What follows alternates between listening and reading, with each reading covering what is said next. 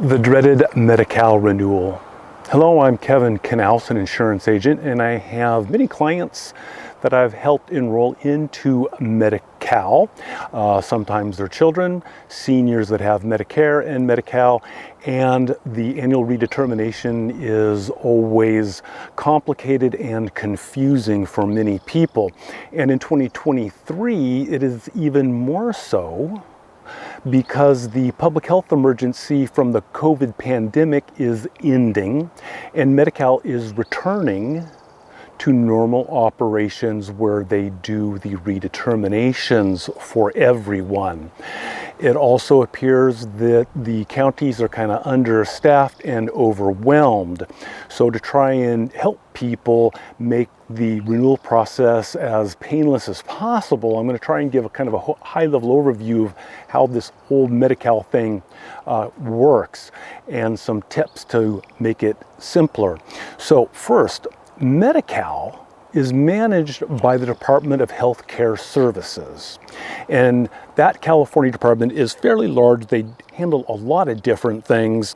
And one of them happens to be Medi-Cal, and the Medi-Cal different programs underneath that umbrella are fairly large as well.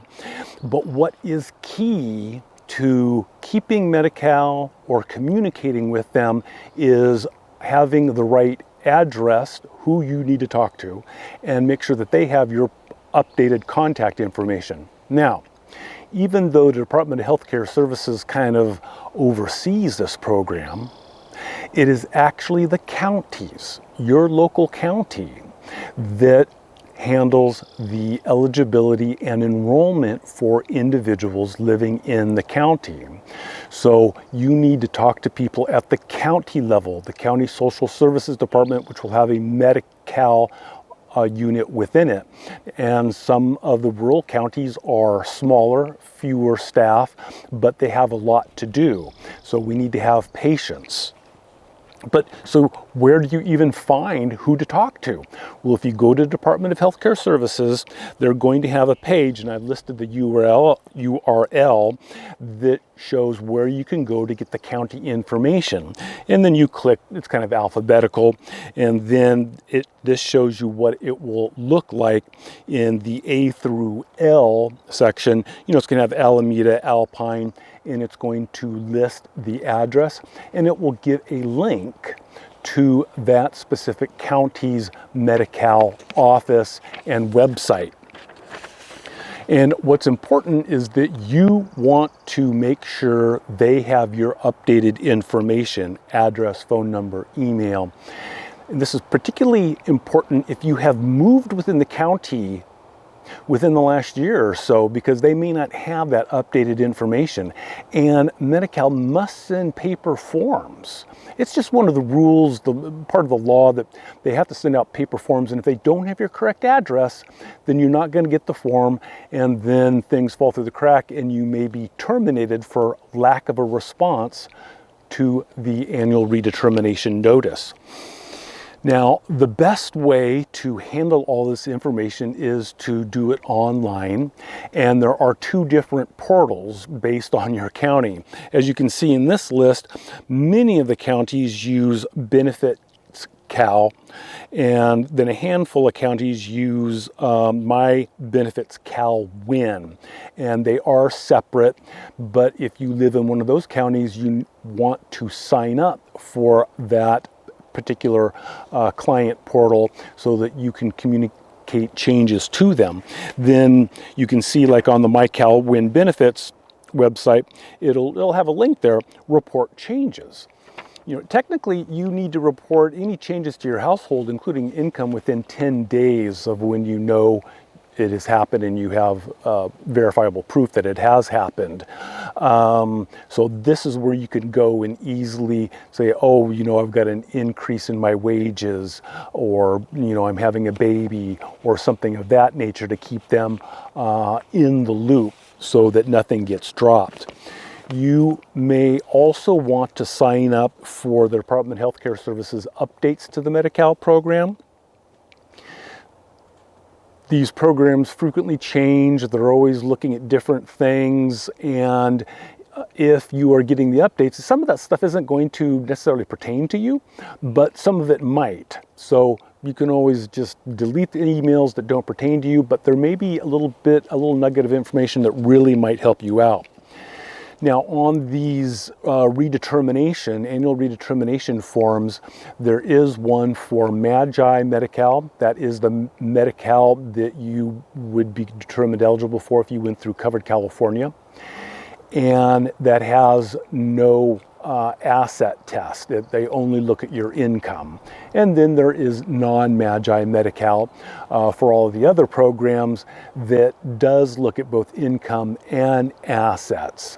Now, the Medi-Cal form, one of the things that you may notice, that I noticed when I was going through, is that there is a tax information section on here, and who is the primary tax filer. And that is important, especially if you segue to Covered California, because the subsidies are based on the tax household. The expanded Medi-Cal is based on the tax household as well. And so it is very important to have that information in there. That's the particular form is called MC 216. Now, the forms look very similar, and you may receive a MC 210, which is for non-Magi. And one of the things that renewal form has on it is it asks for resources and property. Now, some people will get this because maybe they do have a child that is non-Magi, or there's someone else in the household, or maybe it's just a mistake. I would say go ahead and fill it out to the best of your ability to what you want to provide. They can see at the county level that you are Medi-Cal, and if not, then you can correct them. But now the property test limits are supposed to be going away in 2024 for Medi-Cal, but of course in 2023 it's still going to be listed on these forms. So that's something you just have to kind of deal with. And try and fill out the forms as best as you can. The more information you can give them with documentation, the fewer questions they will have, the fewer back and forth between you and the county eligibility worker, so they can make an expedited, eligibility determination so that you can keep your Medi-Cal or segue off of it. If you do not like their determination of whether you are eligible or ineligible, you do have a right to appeal. And so again, you're going to be getting these notices and forms in the mail. So that's why it's so important to have updated mailing information. And then you can get that eligibility determination, and if you don't like it, you can appeal it and then get into the reasons why. Maybe, some of this stuff is complicated when it comes to income, and we can't expect case eligibility workers to always understand some of the nuances, some of this tax stuff and investments and things of that nature. So you do have the right to appeal a decision that you do not believe is accurate.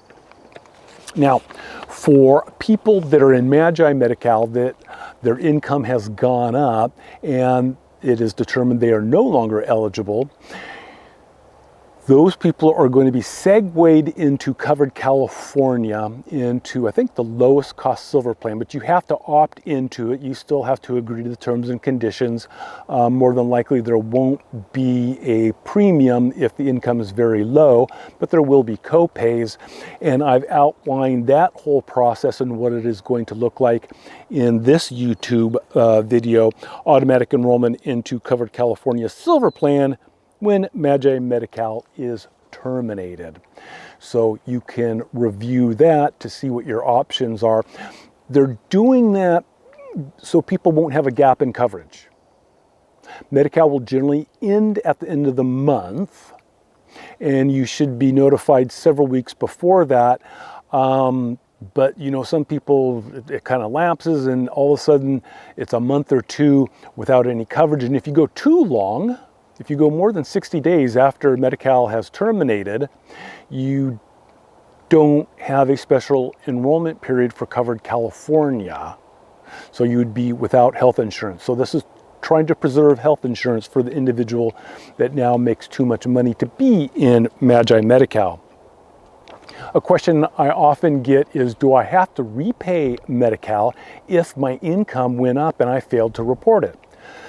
These last couple years at Medi-Cal have been abnormal, and a lot of those rules were kind of suspended. They weren't sending out notices and whatnot, and people did get jobs, sometimes employer-sponsored health insurance, and it is okay. Everything's going to be okay.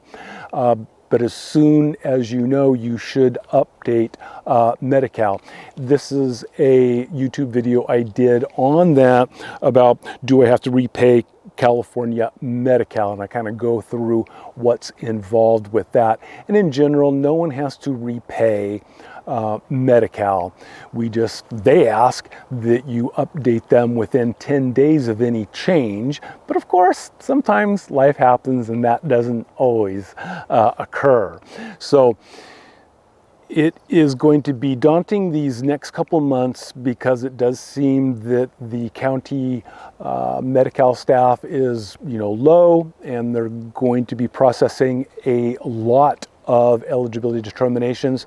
You can help them by being patient, making sure they have all of your information, your correct contact information, and filling out that redetermination form as best you can. Try doing it online if that is at all possible, because that way you have a copy of the form. You can get the form, it's a PDF, it's fillable. You can save it to your hard disk, upload it to them. It's time-stamped, so you know that you're doing what you're supposed to be doing, and then they'll have that in their hands so that they can review it and quickly make a determination as quickly as they can to retain your Medi-Cal or segue you off onto Covered California or another program.